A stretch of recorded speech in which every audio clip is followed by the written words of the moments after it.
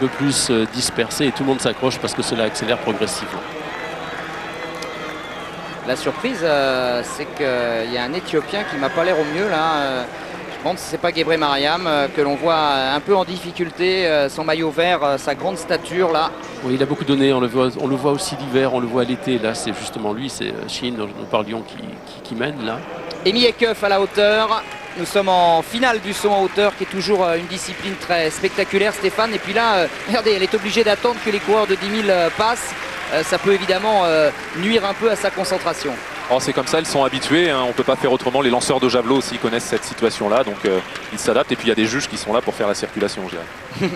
1,85 m pour Emi Ekhof qui a été repêché pour rentrer en finale. C'est une athlète qui a beaucoup d'expérience.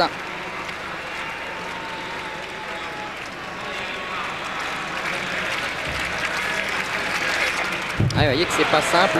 Est-ce que pourtant la piste a été séchée tout à l'heure avec des rouleaux, mais manifestement c'est pas l'idéal quand même. Non, c'est pas l'idéal et ce qui manque un peu c'est d'accélération. Vous voyez, elle ralentit en arrivant sur ses deux derniers appuis. Elle a tendance à ralentir et déjà qu'elle prend pas énormément de vitesse au départ, c'est peut-être ce qui lui manque. Elle est aussi assez près, une impulsion assez près de la barre sur ce saut.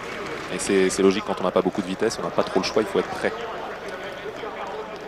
On va rester sur la hauteur parce que Kasia Bergqvist, la Suédoise, est en train de... L'autre japonais est également distancé, Mitsuya. Voici Christian Bels.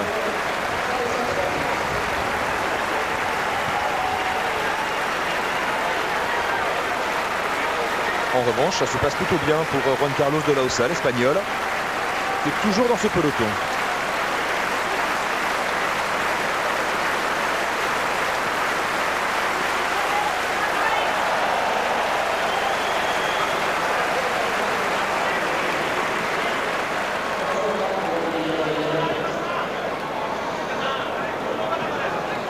Kenenisa Sabekele a envoyé ses lieutenants à l'avant de ces 10 000 mètres. Alors le rythme a peut-être légèrement ralenti sur ce tour, on va le voir. Oui, 1,05. 2 secondes de plus pour boucler ce tour. Et cela n'empêche pas le Suisse Christian Bels d'être distancé désormais.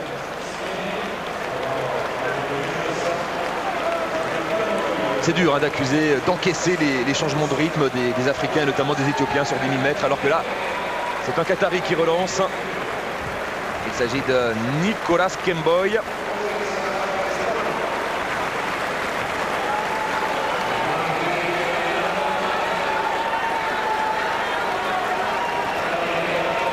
Sans perte d'engagement cette saison.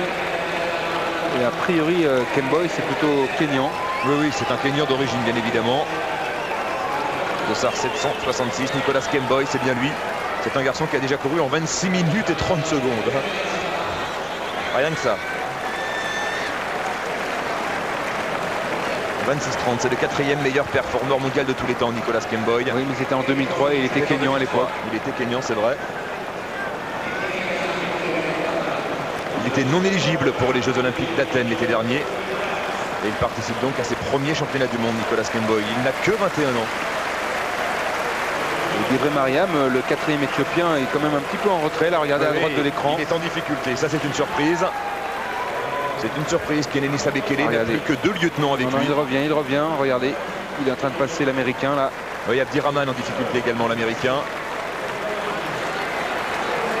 Christian Bels qui s'accroche. Le Suisse, voilà, qui passe avec, pour la Tanzanie, un athlète distancé. Si c'est John Yuda, c'est une surprise. Oui, c'est lui, c'est John Yuda. Il n'y a qu'un Tanzanien à cette course. John Yuda distancé lui aussi.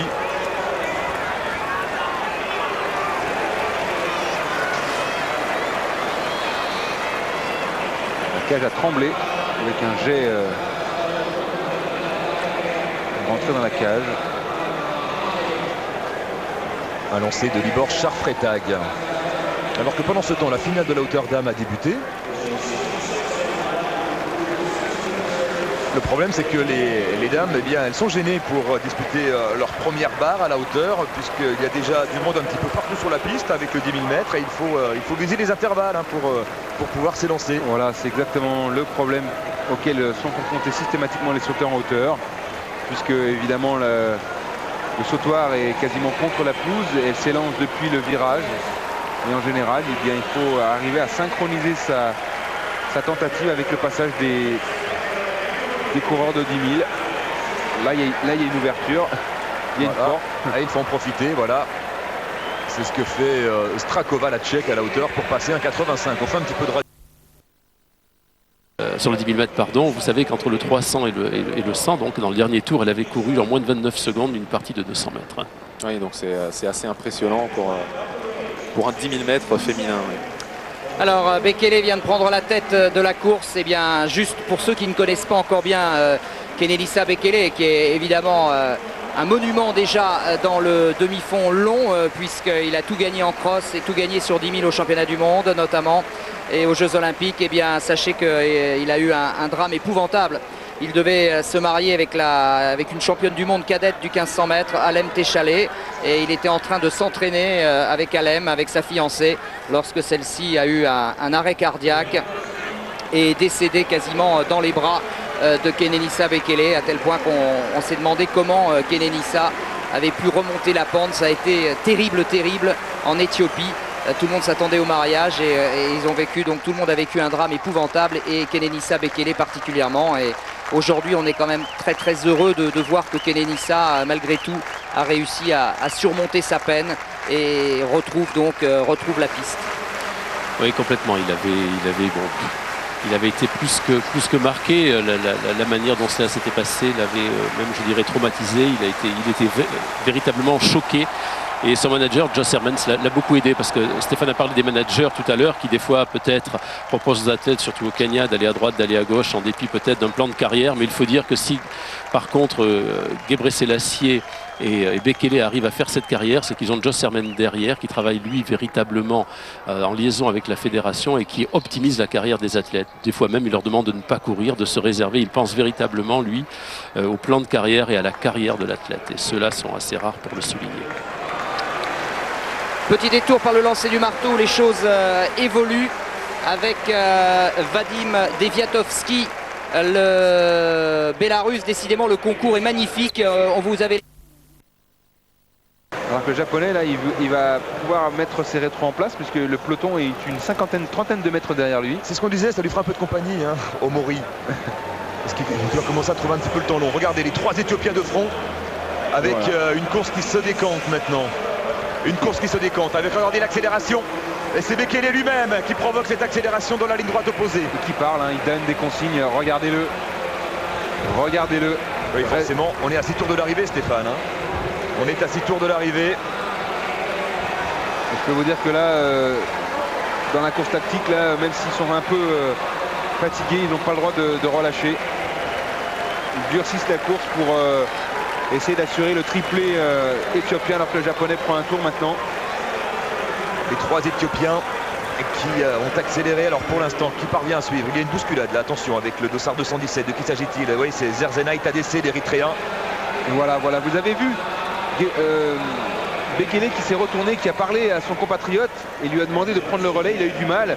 Je peux vous dire que là, il va se démener. Regardez les temps, une au tour. Sur le tour, ça fait des dégâts. Ça c'est plus qu'une accélération, hein. C'est un tour qui s'est couru au sprint là pour les Éthiopiens. Bekele en deuxième position, c'est Sileshi Sirène qui mène pour l'instant.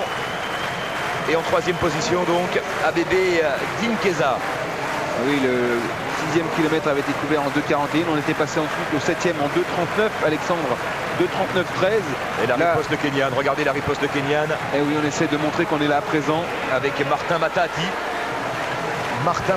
Alors lui, on ne le connaît pas bien. Hein, et oui, et je peux vous dire, il s'en passe des choses, parce que c'est Gebre Selassie qui est en train de demander à ses lieutenants de mener cette course, puisque son compatriote avait du mal à tenir le rythme. Il a demandé à l'autre de repasser, de redurcir le rythme. Martin Matati, le Kenyan, qui vient troubler le jeu des Éthiopiens avec son dossard 566. Il a 19 ans seulement, hein, Martin Matati.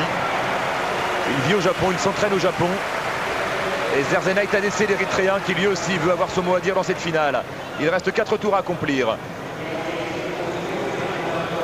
Et il y a toujours le Qatari, hein, d'origine kenyane. En l'occurrence Nicolas Kemboy. Oui. Et puis côté marocain, c'est Goumri qui est là, j'imagine. Abderrahim Goumri. Ce ne peut être que lui. C'est lui effectivement qui est dans, oui, c'est bien lui. Top, ouais, dans le top 10 mondial de l'année. C'est Abderrahim Goumri en avant-dernière position dans ce groupe. Les Éthiopiens qui ont du mal à faire imploser, même si maintenant ce groupe-là, une dizaine d'hommes a fait le trou.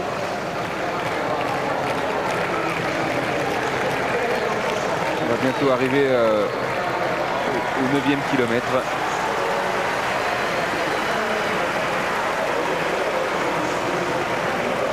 Martin Tahamati et Dossard 932, c'est Boniface Kiprop, l'Ougandais. Attention à Kiprop, un champion du monde junior sur 10 000 mètres l'an dernier à Grosseto. Il pourrait être la surprise, Boniface Kiprop, 4e des Jeux Olympiques sur 10 000 mètres à 18 ans seulement l'été dernier. Attention à Kiprop. Kiprop en 3e position. Pour l'instant, c'est Matahati qui mène. Devant Dinkessa, en 3e position, Tadessé, l'Érythréen. Ah oui, il est là, il est placé. Bekele en 4e position. Voilà, ça accélère encore, ça accélère. Oh là là, il y a une guerre là. Il reste moins de 3 tours à accomplir maintenant. 1 km. 1 km tout juste à accomplir. On est passé au 9e kilomètre.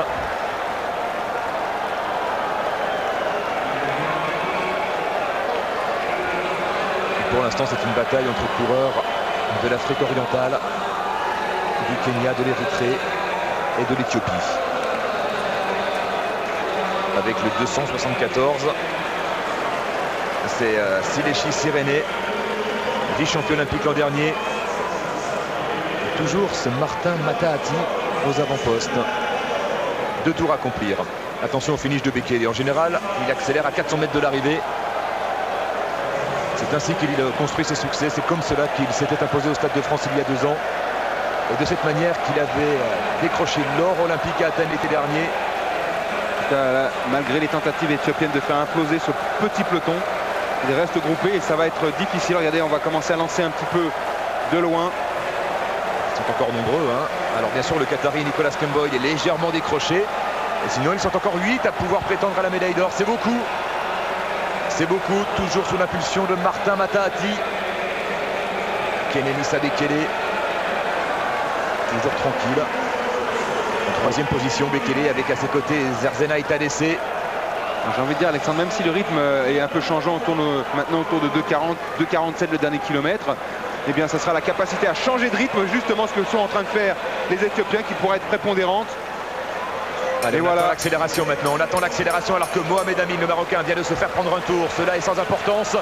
Le dernier tour de ce 10 000 mètres. Explication royale avec Goumri qui a du mal, le Marocain, avec Nicolas Kemboy en difficulté également. Ça accélère avec Bekele qui passe dans la ligne droite opposée. Bekele passé et c'est Moses Mossop, le Kenyan, qui est présent avec les 3 Éthiopiens. Kenenisa Bekele toujours en tête à 200 mètres de l'arrivée maintenant. Kenenisa Bekele qui ne fait pas de grosses différences pour l'instant. Kenenisa Bekele qui a toujours 3 hommes dans le rétro, ça c'est une surprise. Bekele qui en rajoute une couche maintenant à 200 mètres de l'arrivée. Kenenisa Bekele dans le virage. Chine qui craque.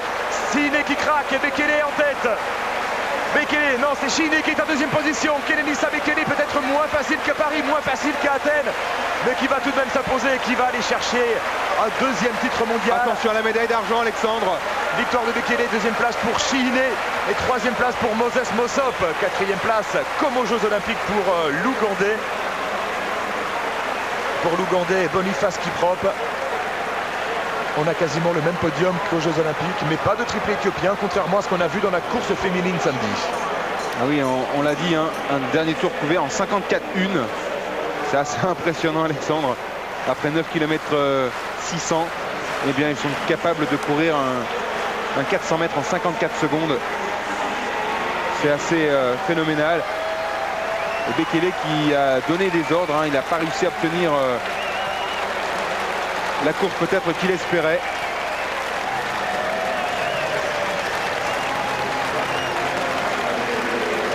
Et Gebre Mariam qui passe seulement la ligne, là il a vraiment été en difficulté. Kenenisa Bekele qui s'impose devant Sileshi Sirene, comme au jeu. 2 Éthiopiens aux 2 premières places. Et la 3e place pour Moses Mossop, le Kenyan.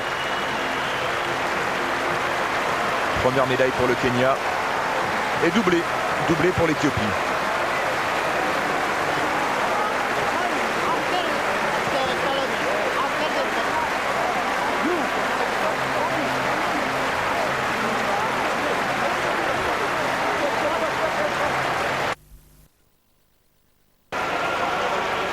Kenenisa Bekele qui étoffe un peu plus son palmarès après ses 8 titres mondiaux en cross-country. Oui. Et oui, il a réalisé 4 fois le doublé, cross-long, cross-court ces 4 dernières années. Il décroche un 2e titre mondial sur la piste. Il faut également ajouter à cela bien sûr son titre olympique à Athènes. Cela fait déjà entre cross et piste 11 médailles d'or pour Kenenisa Bekele, 11 titres de champion du monde. Où va-t-il s'arrêter alors qu'il n'a que 22 ans?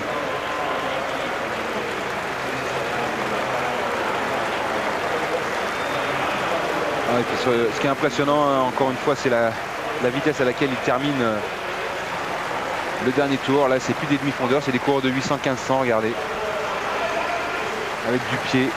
Le talon, regardez, Bekele, il a son talon gauche qui ne va pas au sol, le talon droit non plus. Il y a de la résistance, il y a de la force dans ce pied.